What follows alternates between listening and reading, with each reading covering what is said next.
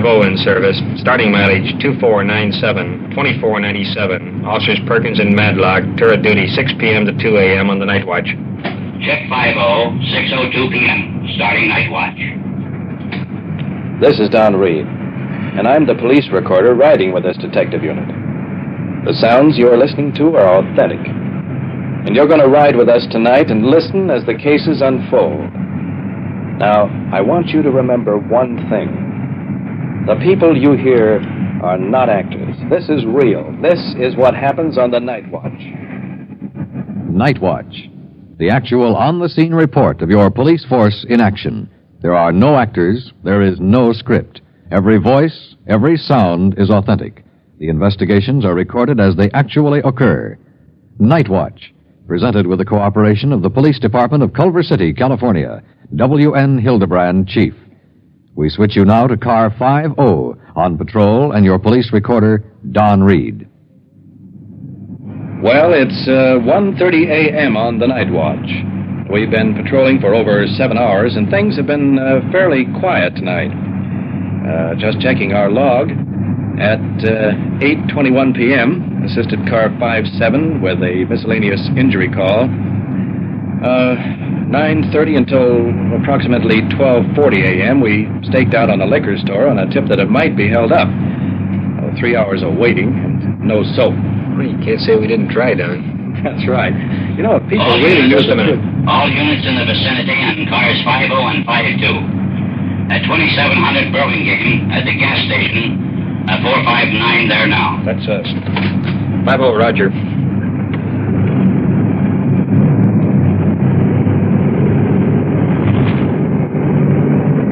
Rolling on that call. A 459 means there's a burglar there now. There's little traffic on the street, and we're actually in the vicinity at the present time. So, in just a matter of minutes, we'll be there. Rolling at a very good clip now, slowing down momentarily. We have a rather odd sensation here in the car. There's fog lying in patches across the street, and every few seconds we sort of burst in and then out again. And just for that split second, our visibility is zero. Here comes another one up. You probably can feel the car slow down just a bit as the sergeant instinctively hits that brake. There we're in second, and in the clear once again and rolling. Now, I'll try to fill you in on just a bit of this picture in this last few moments. The gas station that we're trying to get to. Hold on, we're making a turn. There we are, squared away. The gas station that we're going to, we've been there many times before, and if we can get there soon enough, we have a fighting chance of getting him, because the gas station is set in a large clearing, as I remember, and is completely glassed in. So if he's in that vicinity, well, time will tell. Here we goes another turn. We're about 3 blocks from the station now. There goes off our headlights. We'll run in the dark the rest of the way. Try not to attract too much more attention than necessary. The street is almost empty as we're coming in from the opposite direction. Go ahead. There's calls coming over our speaker. Now, looking off in the distance, I can see the lights of another one of our cars coming in. That's a safe bet. It's another one of our units rolling in. And looking ahead, there's the gas station over on the right-hand side. As far as I can see, it's dark. There's no sign of life. Now we're pulling in quietly. Lights are off. Car is stopped. Sergeant Perkins is out of the car and hurrying around to the front door. The other police unit is pulled around to the other side of the building. They're out of my view. Now let's get right out with the officers. Out of the car. Up against the building. Moving along in the dark. There's glass breaking somewhere. Let's get around there.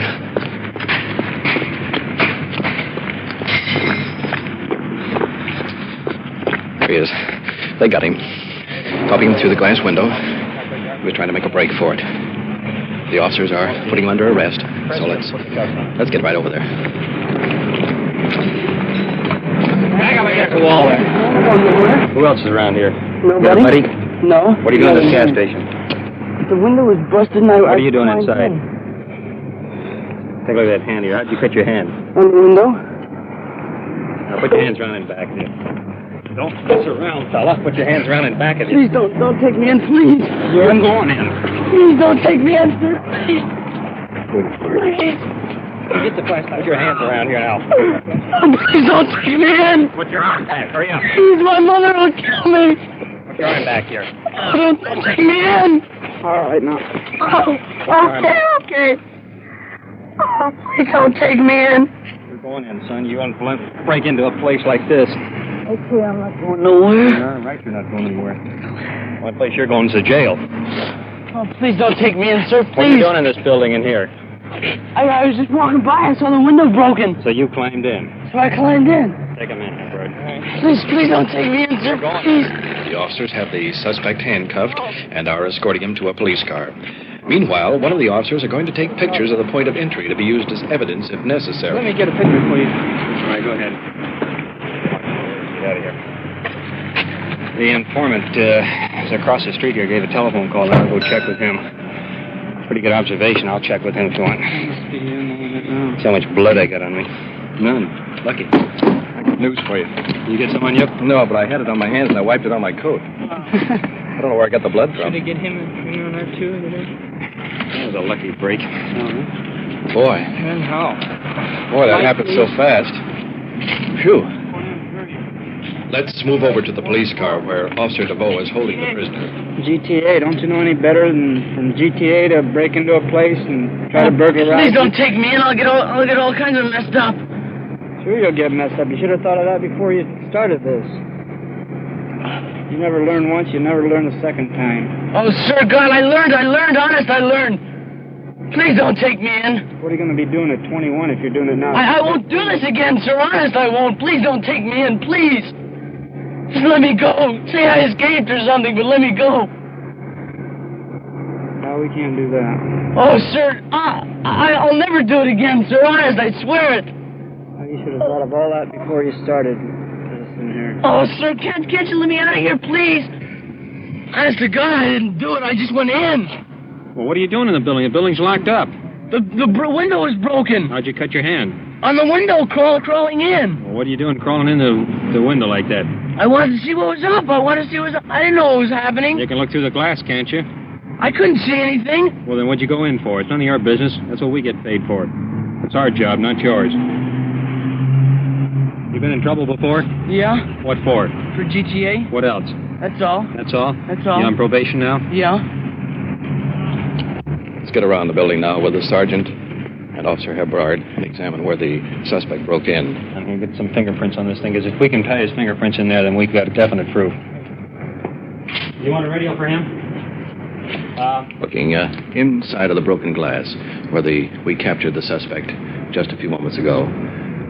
Let's see, it's rather dark in the building here, and I can see where he's been attempting to work on the cash register.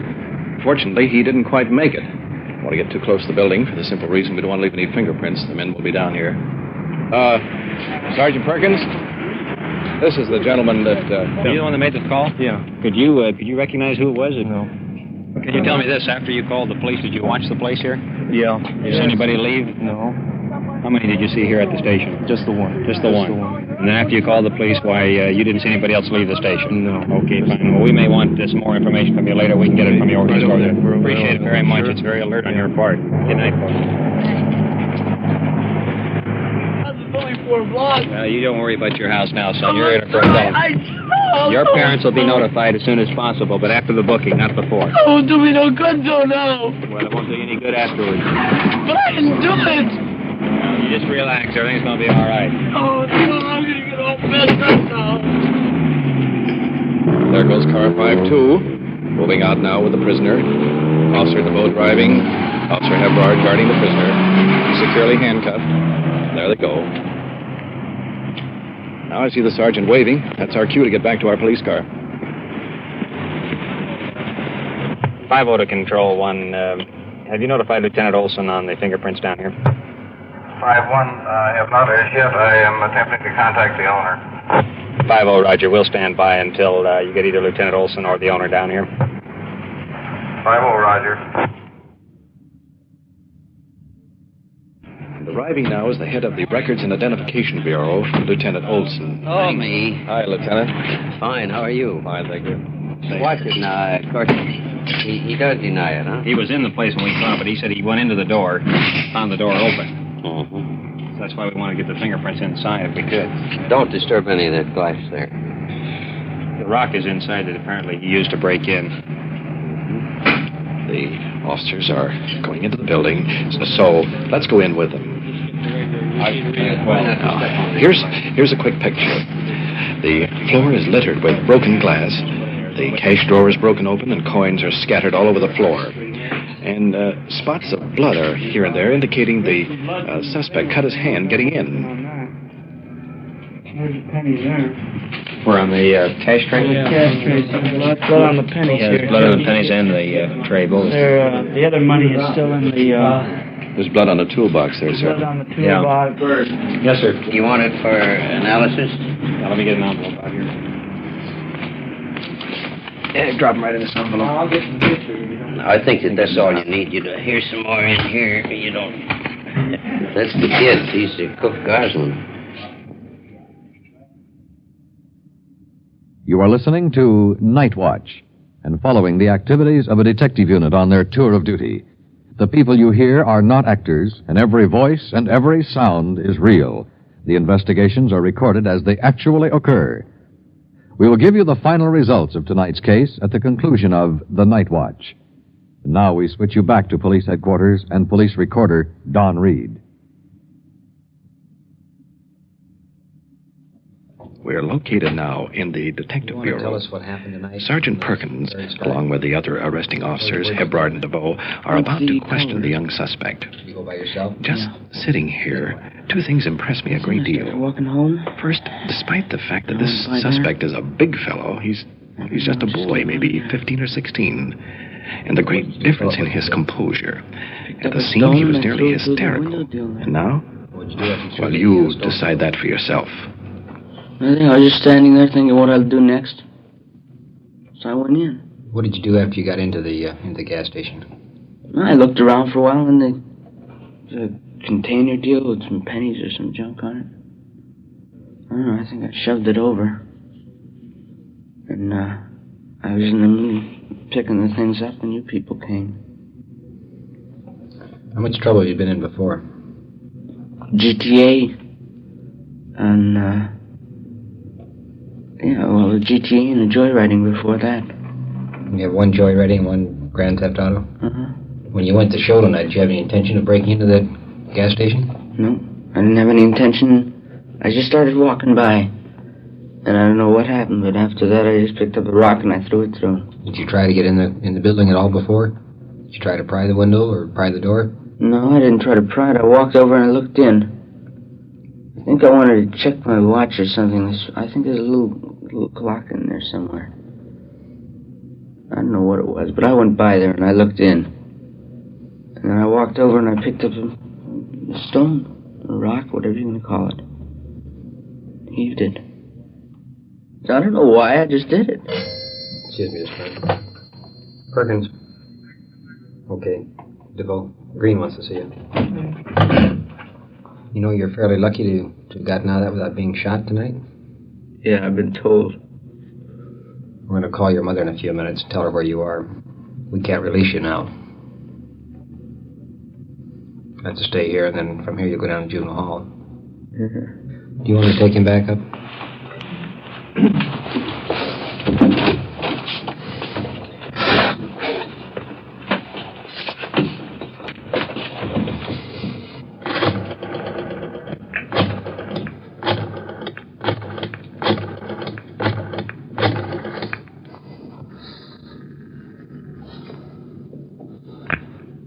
This is Sergeant Perkins.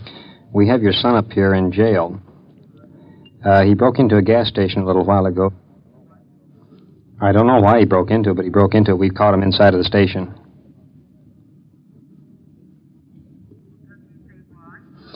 He doesn't know why he broke into it. Well, I don't either, ma'am. Mm-hmm.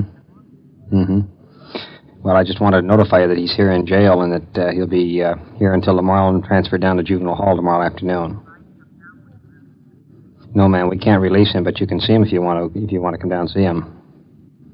Okay.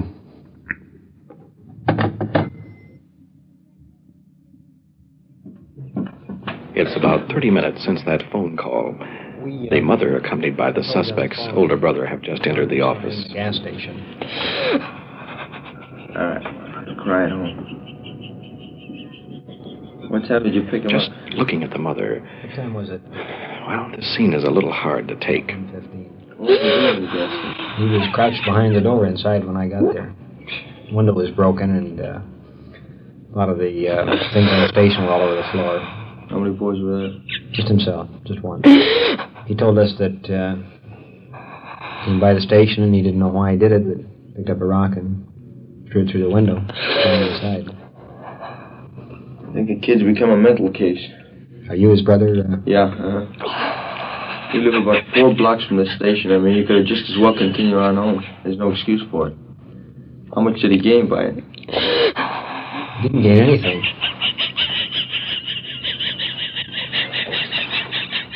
Why don't you go sit outside, man? You want to take us some water right outside there and talk to you? Come on. Get up, man.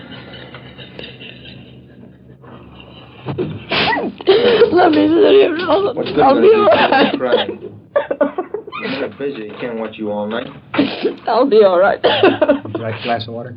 No, I'll be okay, thank you. You know, now they'll ship him up and I'll lose the book on them. I don't know what to say. Well, we're going to have to find out what's causing him to do these things.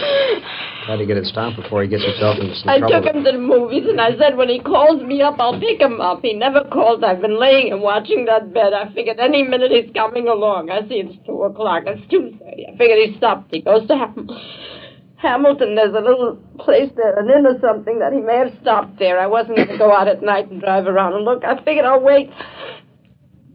This is what I waited for. I'll just ship him right back, if not even worse.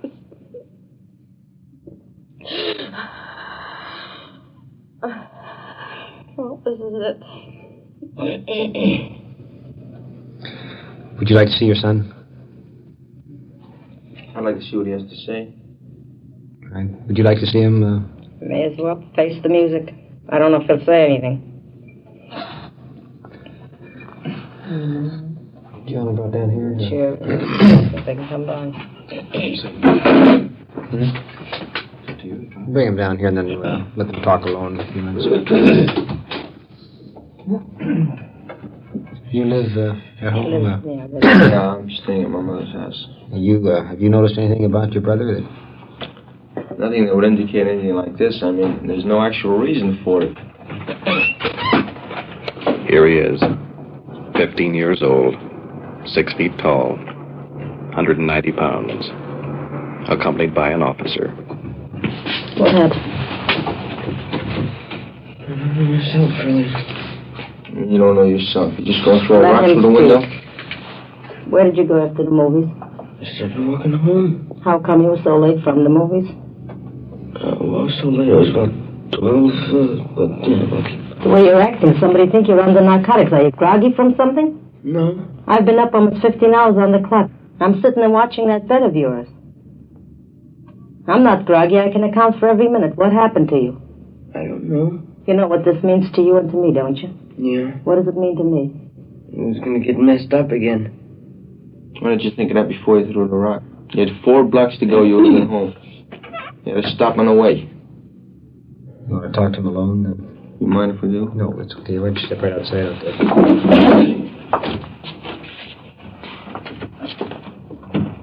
Shut the door there.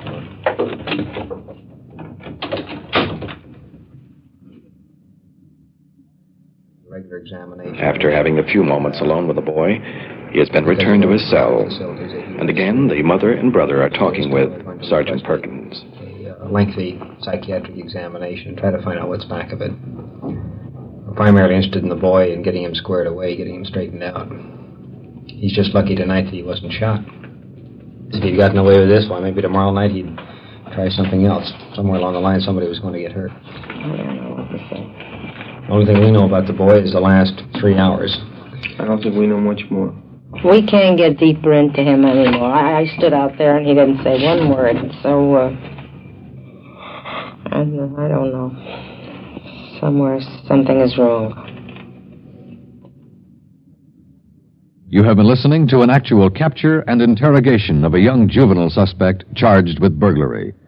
And now back to police headquarters and Chief W.N. Hidebrande.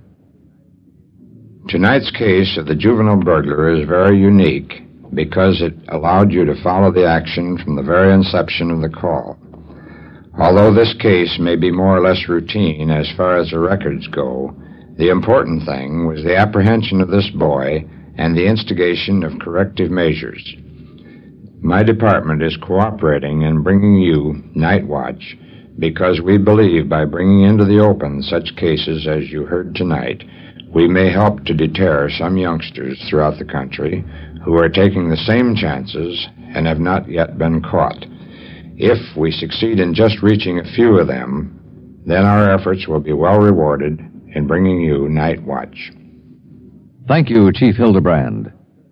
You have just heard on-the-scene reports of your police force in action. Every voice, every sound has been real. Nightwatch, brought to you through the cooperation of your police department of Culver City, California, is produced by Sterling Tracy and Jim Hadlock, with technical advice by Sergeant Ron Perkins, and described in the field by police recorder Donn Reed. It's 4:30 a.m., and we've just pulled into the police garage after taking the mother and brother of the suspect home. Well, I don't know how you feel about it, but, brother, I've had it. I'm with you. You know, Sergeant, I can't help but think of that boy tonight. His mother breaking into that gas station. Yeah, but that isn't all he broke tonight. Let me have a cigarette, will you? Yeah, sure. Here you are. Control 1 to 50, are you still in service? 50 to 1, we're just checking in now. Roger, 50, 4:36 a.m. End of